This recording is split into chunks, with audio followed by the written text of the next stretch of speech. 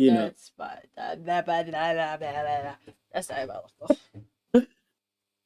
Yeah, Okay. that's diabolical too. Okay, I'm ready. This video called I have too. VTuber This ended is her gonna be career in the wild. most unhinged so way stupid? possible. And it spoke about Riro Ron, a VTuber who was working for the agency called IdleCorp. The video was in regards to a tweet that IdleCorp put on their account back in November 28, 2023. It was them announcing that they had terminated Riro Ron and outlined why in their termination letter. And guys, listen, even with all the controversies that have been going on in 2024, this is hands down still the craziest termination letter in VTubing history. Is it? They straight up were like, listen, dude, she abused drugs on stream. She created a fan harem, effectively sleeping with her fans. She accepted gifts in the thousands of dollars from those fans. And last but not least, okay, which was one of the craziest things, is that she had a secretive relationship with the lead talent manager of IdleCorp, implying Aeyvi? Was she on your fan list? You were a fan, weren't you? That's crazy. Why she just say that she had sexual relations with him? That's wild. That's wild. Did you just blow your nose? That's wild. And that he also has been terminated. When this came out, this shook the VTubing industry and community. Like, what the hell is this, dude? Usually terminations are kept low-key. Like, listen, they went against the NDA, they went against the terms, that's it. But this went into such painful specific detail, people had to ask questions and talk about it. They then proceeded to delete her Riro Ron channel on the 1st of January, 2024. But the thing is, Riro Ron is a persona that is owned by IdleCorp. The person behind this persona is none other than KyokiStudio, known for her many songs and covers which practically feel like a fever dream when you're listening to them. After the termination letter dropped, she went to her KyokiStudio Twitter account and posted this really unhinged meme saying, "Me after shooting heroin on stream and fucking my managers and my fans." Saying, "I didn't, totally would though." Shortly after the video on her, we followed each other on Twitter, spoke a bit, and that was that. We hadn't heard of her for months, but guys, she's finally back, and she's back with a vengeance.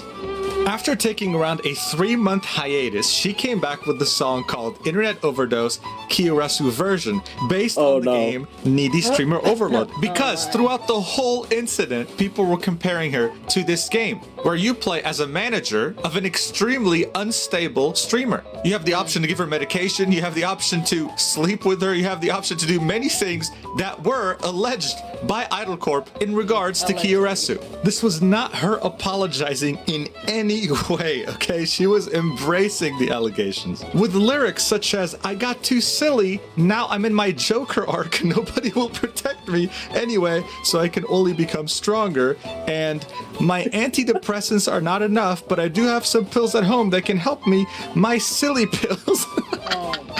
She was practically embracing the allegations, not giving a single damn about apologizing for anything. But more importantly, she announced this in her pinned comment. "End of hiatus, VTuber debut soon, keep your eye on the updates." She was pretty much preparing her comeback, but this time as KyokiStudio being a VTuber. She then released a 1-minute cover a month later called Pure Pure, and it performed really, really well. When it reached 420,000 views, she tweeted about it and said, "Blaze it." Now guys, listen, listen.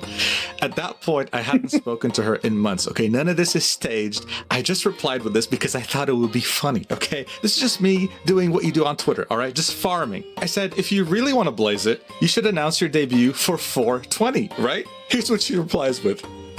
Bet. That's crazy. Guys, I kid you not. 8 hours after that initial I love the synergy. Debut stream on 420. No, this is not an April Fool's joke. Get ready for the big funny fun. That's just KyokiStudio for you right there, dude. Like, I don't even know if this was planned, but it's amazing. And of course, the debut stream was called Silly Pills, Silly Girl. Oh my God. So I marked this down on my calendar, and I could not wait to see what she had in store. And man, that's gold. man, did she have something in Absolute store gold. for us. Just like her songs, this debut was an absolute fever dream where you questioned whether you were conscious or not. She talked about her interests, then revealed multiple models, with one that had full body tracking capabilities, allowing her to move in her room and translate it on stream. And then right afterwards, does this. She just shows herself on a VTuber debut. She claims this is a model, her actual face. And this is what she has to say about it. And I know some of you haters will say, Oh my god, pause that. That is not a VTuber model. Oh my god, this is too good. What if that is? It's just one of those like realistic looking. That okay? Like I don't know if she's making her voice high on purpose or not. But that's crazy. Like just like it's a VTuber model or not. Oh my goodness. I am loving this energy. Is she still streaming? That's how you deal with drama. That is crazy. How she's like, yep. I did the puff. I smashed. I passed. Oh my goodness. Goated. Oh my goodness. Her whole chat was loving it. That is gold. No! That is not a VTuber model. Oh my goodness. You can't be a VTuber if you show your real face. You're just a 3D whore. My honest reaction to that opinion would be... cry loud. I'm sure you can tell by now, but yes, this whole debut did have this vibe. Wow. It's crazy. But I'm more interested in this one section she has, which is, do you have any questions for me? Where an AI voice pretty much asks her the most asked questions in not just her community, but the VTuber community. Oh no. And yes, as you might guess, they're mostly related to her termination notice. By the way, shout out to this guy who donated $10 and said, can I be one of your managers? Anyway, diabolical questions in, well, an unhinged fashion, as you would expect from her, so watch. So, let's start. I won't sugarcoat it. Have you ever fucked a manager? No, I've never met any of my former or current managers in person ever. Huh. This is a good one. Do you fuck fans for money? That's crazy. No, if I ever do, it'll be for pleasure. What? Bro, that fucking weak, bro. She knows exactly what she's doing. Yo. Their minds. Okay, so is the harem project still on? Harem project. There is no harem project. No, I mentioned it once when I was tripping on meds all high and delusional. Understood. She's like, yeah, bro, I was just on meds. I was delusional. I was talking about a harem. Yeah, you know, just another day in my life. And the chat is just loving it. What kind of meds do you take? Currently, I only take my antidepressants. However, I used to take anxiolytics that I got prescribed by my doctor and sleeping pills with the same active substance. Have you? So yeah, when she said silly pills at the time, she was referencing sleeping pills. This was a known fact. We didn't need the termination notice to know this. Now, are sleeping pills by themselves substance abuse? No, but when you take them for dono goals, maybe some people would see it that way, you know, but it's her choice at the end of the day. You know what? She is a strong, independent woman. She can do whatever she wants. Have you ever been in rehabilitation for drug abuse? I haven't. It might be hard to believe, but I've never been medically addicted to any substance. Yeah, I mean, anyone could see she was just doing it for the content. I don't see why people thought she was addicted, you know? Let me ask you this. Have you ever accepted gifts from... No harem, what the fuck? fans? Yes, I always had and I have always been vocal about it. In fact, I have a Throne account. Let's go. Absolute shameless plug. Absolute shameless plug. Lied or hidden something big from your employers before? No, actually, I've always been upfront and honest about my actions without even waiting to get asked for it. Unfortunately, with time I learned that oversharing and trusting blindly is a mistake. Bro, she was just too honest. She was too honest for Idol. You say that, but then why are there so many weird rumors about you? I wonder.